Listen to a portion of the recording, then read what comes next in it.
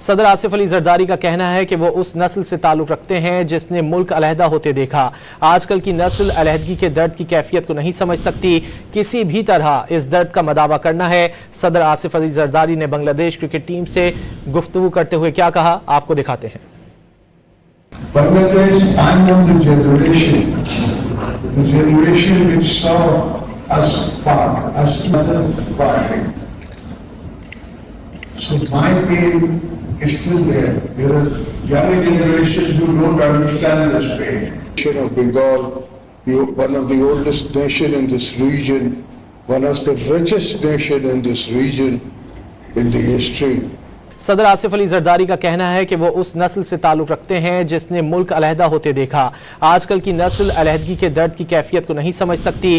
किसी भी तरह इस दर्द का मदावा करना है। सदर आसिफ अली जरदारी का कहना है कि वो उस नस्ल से ताल्लुक रखते हैं जिसने मुल्क अलहदा होते देखा। आजकल की नस्ल अलहदगी के दर्द की कैफियत को नहीं समझ सकती। किसी भी तरह इस दर्द का मदावा करना है।